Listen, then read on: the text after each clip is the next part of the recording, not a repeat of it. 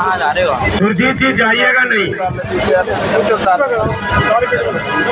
मेरी नशिस्त से कद अपना मापने वाले, मेरी नशिस्त से कद अपना मापने वाले, तेरा ये कद मेरे उठने से घट भी सकता है।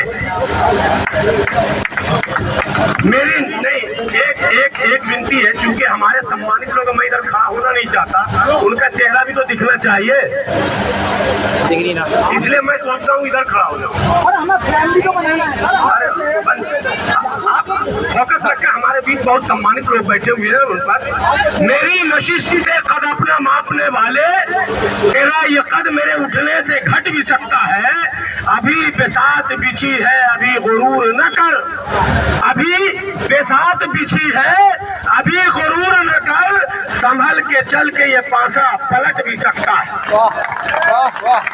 सभी सम्मानित हमारे क्रांतिकारी नेता, हम लोगों के मार्गदर्शक और हमारे सम्मानित साथी, सब तो नेता ही है यहाँ पर, हम लोग समाज के जागरूक लोग हैं, नेता कहते ही है जागरूक होने को। बातें बहुत सारी हुई है और पिछले कई दिनों से, जी पिछले कई दिनों से आप भी आ रहे लगातार, हम ये देख रहे हैं कि हमारे वक्ताओं में भी मिसअंडरस्टैंडिंग है और कहीं ना कहीं एक दूसरे की बात को छोटा बड़ा या घटाकर या बढ़ाकर या कटिंग करके पेश करने में अपना समय बर्बाद कर देते हैं। बिल्कुल सिंपल सी बात है कि हम भारतीय हैं, हम भारत के नागरिक हैं और हम जहां बैठे हैं सेफ कॉन्स्टिट्यूशन के फाउंडर आली जनाब महमूद पराता साहब बैठे हैं। सेफ कॉन्स्टिट्यूशन ही असल भारत में लड़ाई है, क्योंकि संकट अगर कहीं है तो हम पर इंडिविजुअल नहीं है। संकट इस देश के किसी हिंदू मुसलमान सिख ईसाई जैन पारसी बौद्ध आस्तिक नास्तिक पर नहीं है।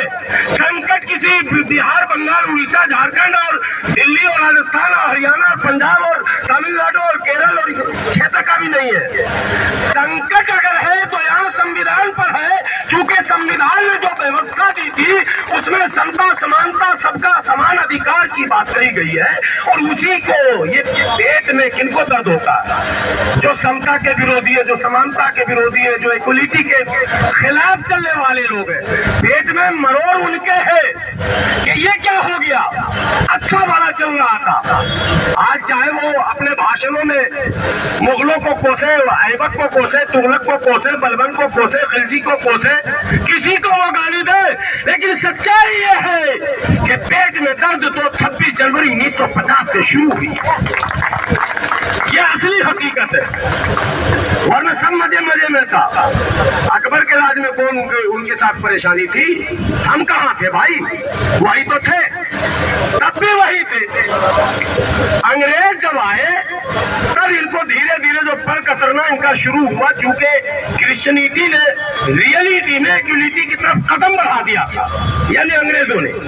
और उसके बाद फिर देश, एक बात मैं कहता हूँ इस मंच से जरा सा हटकर, इतिहास की बात है, सारे लोग पढ़े लिखे, अंग्रेजों ने कितने साल हुकूमत की, कितने साल, पूरे 200 साल नहीं, लगभग 150 साल। मुगलों ने अरे भैया, मुगल विदेशी था या नहीं था बताओ? ऐबक विदेशी था, तुगलक विदेशी था, बलबन विदेशी था, खिलजी विदेशी था। इतिहास में एक शब्द दिखा दो कि मुगलों भारत छोड़ो का नारा लगाओ, कहीं कहीं नहीं लगा। इसका मतलब उनकी मौज थी वहाँ। तुगलक भारत छोड़ो, ऐबक बलबन भारत छोड़ो, खिलजी भारत छोड़ो, कहीं है नारा? क्या नहीं है। फिर अंग्रेजों भारत छोड़ो क्यों हुआ, ये भी एक पार्ट है हिस्ट्री का, समझने की जरूरत है। पेट में तभी मरोड़ होता है। अब जब बाबा साहब के बाद ये आंदोलन धीरे धीरे धीरे धीरे उछल दिया गया था। याद कीजिए बाबू जगजीवन राम की वो दास्तान, मंत्री है केंद्र में कद्दावर भारी भरकम, अनावरण करते हैं एक मूर्ति की, गंगा जल से धोया जाता है, देश में नारे लगते हैं, बोल 85 लगते कि नहीं लगते? 15% भी अगर निकल गए तो क्या अंजाम होगा समझ रहे हैं? लेकिन नहीं निकले हम। हम अपने नेता के पीछे नहीं निकले, हमारे नेताओं को अपमानित किया गया। नतीजा वहां हम पहुंच गए थे कि अगर साहब काशीराम न आते और फिर से आंदोलन न छेड़ा गया होता तो शायद आज हम बोलने के लायक नहीं होते। लेकिन क्या आप समझ रहे हैं कि मामला आपका हो गया? अगर मामला हो जाता तो रितु बहन के साथ आज ये क्यों होता?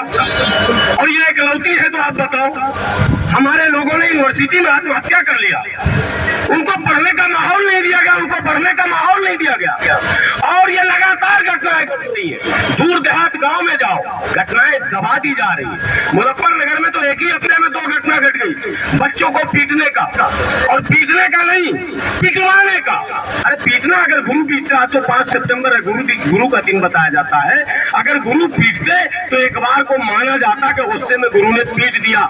पिटवाने का मतलब क्या है? दलितों और पसमानदा मुसलमानों और खास करके आदिवासियों के बच्चे को, जो टैलेंटेड बच्चे होते हैं, वो टारगेट पर होते हैं, उनको कैसे उनका मॉरल डाउन करना है, उनको कैसे उत्तेजित करना, आक्रोशित करना है ताकि वो पढ़े नहीं, लड़े, पढ़ाई न करे, लड़ाई करे, उनको आतंकित किया जाता है, विवश किया जाता है। ऐसा वातावरण इन लोगों ने बना रखा। लेकिन इसमें उन लोग दोषी नहीं है। अब सुनिए सुरजीत जी की मैं बता रहा हूं, उसमें वो लोग दोषी नहीं है, दोषी हम हैं। और ये हमको स्वीकार करना पड़ेगा, हमको ये स्वीकार करना पड़ेगा, हम दोषी। आज की मौजूदा सरकार में भी हमारे लोग मंत्री है कि नहीं? सांसद विधायक तो चलिए कोई बात नहीं, जीत गए। मंत्री है और मंत्री नहीं है, जब भी संसद का सत्र चलता है तो उनके शेर और शायरी सुनेंगे आप। दुनिया का सबसे बड़ा नेता अगर वो बताएंगे तो किसको बताएंगे? शेर सुना है, नाम भी बतानी पड़ेगी कि समझ गए आप लोग? समझ गए ना? समझ गए आप? इशारे में समझिए। क्या बहुजन समाज के लोगों ने उनके घर मकान को घेरा? कभी आपने डाला वहां डेरा? कभी किया उनके जीवन में बखेरा? कभी कहा कि यार बाबा साहब का खाते हो और मनुवाद का गाते हो, तुम हमारे समाज के नाम पर कलंक हो? आपने कहा? नहीं कहा। इसलिए जो कुछ हो रहा वो हमारी वजह से होगा। हमारे बीच बहुत सारे मुस्लिम लीडरान, लंबा कुर्ता, लंबी टोपी, शेरवानी, सब कुछ देखेंगे आप, नारे तकबीर और ये और वो। आपने कभी इस तरह के धरने प्रदर्शन में नेतृत्व करते देखा है क्या? 70-75 आदमी अमृतकाल हो गया ना, अमृतकाल है। अमृत किधर आज तक हम लोगों ने देखा ही नहीं, अमृत क्या होता है? अमृतकाल, अगर करप्शन के खिलाफ धरना देंगे तो वो समझ गए, हम बोलना नहीं चाहते बार बार, जिनके खिलाफ हम यहाँ बैठे, करप्शन के खिलाफ धरना देंगे मनुवादी, हम नहीं देंगे। हम तो बचाओ बचाओ बचाओ, इस्लाम खतरे में, मुसलमान खतरे में, दलित खतरे में, आदिवासी खतरे में, सब खतरे खतरा हमारे पास है। और उनके पास नेता ही नेता लाइन लगा जा रहा करप्शन के खिलाफ। वो मैं नेतृत्व करते हैं पूरे देश में। आप लोहिया आंदोलन, जेपी आंदोलन, अन्ना आंदोलन, जितने आंदोलन का नेतृत्व देखो कौन कर रहा? कॉमन जो लड़ाई है, जो रोजी रोटी, पढ़ाई लिखाई, दवाई का इशू है, उस पर वो आगे लड़ रहे हैं। और हम रोज कर रहे हैं हमें बचाओ, हमें बचाओ, हमें बचाओ। तो हम 85 है या क्या है? ये सोचना पड़ेगा कि नहीं सोचना पड़ेगा? सारा नारा झूठा है कि नहीं झूठा है? मुझे भी कई लोग कहते हैं, कपिल साहब से मैंने कई बार कहा, मुझे कई लोग कहते हैं यार इतने दिनों से सड़क पर हो, इतने दिनों से तमाम भागते हो, बोलते हो, दौड़ते हो, सबके पीछे रहते हो, खड़े हो जाते हो। मैंने कहा नहीं, सबके पीछे नहीं सर, मैं भारतीय जनता पार्टी के मंच या उनके किसी समर्थक के आगे पीछे नहीं गया। और बुरा न माने, हमारे नेता भी यहाँ है कांग्रेस के, मैं उस मंच पर भी आज तक नहीं गया हूँ। हाँ, बसपा के मंच पर गया हूँ मैं। जब उदित राज जी चलाते थे वो कौन सी जस्टिस पार्टी, तो मैं उस पार्टी में था। यानी मैं बाय नेचर अम्बेडकरवादी हूँ। और लोग कहते हैं पार्टी में क्यों नहीं ज्वाइन करते हो, और जिसका कोई दल नहीं, उसके मसले का हल नहीं या उसका बल नहीं। मैं सनम बनाता किसको तराश कर, मैं सनम बनाता किसको तराश कर, मुझको मेरे मिजाज का पत्थर नहीं मिला।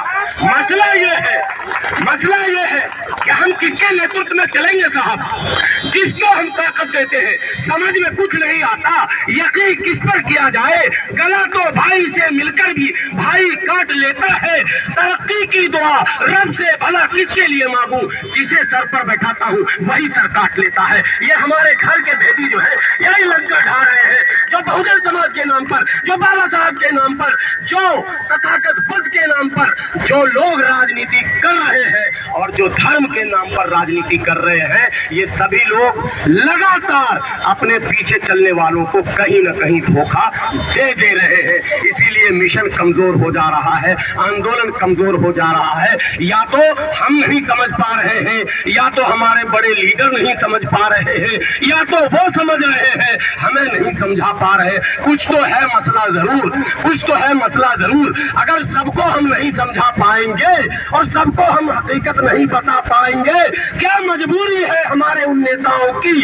जो मनुवाद के पोषण बने हुए हैं, उसके खुराक बने हुए हैं, उसको मजबूती प्रदान कर रहे हैं, उसकी रैलियों में भीड़ जमा कर रहे हैं, उसके चुनाव में उसके नारे लगा रहे हैं और उसके 1500 लेकर वोट भी डाल दे रहे हैं। पूछो उन लोगों से क्या मजबूरी है? ये हमारे नेता हमसे अगर नहीं पूछेंगे तो कैसे समस्या का समाधान होगा? लड़ाई डॉक्टर रितु की है, लेकिन मैंने जो बातें कही है वो बातें इससे हटकर नहीं गई है। बस अंतिम बात यही कहूंगा कि हमारे अंदर हमें झांकना होगा, हमारे अंदर हमें झांकना होगा कि हम सब संविधानवादी, हम सब अम्बेडकरवादी, फिर हमें ये विवाद कहां से आ जाता है कि एक मंच पर भी हम बगैर वाद विवाद के मंच खत्म नहीं करते।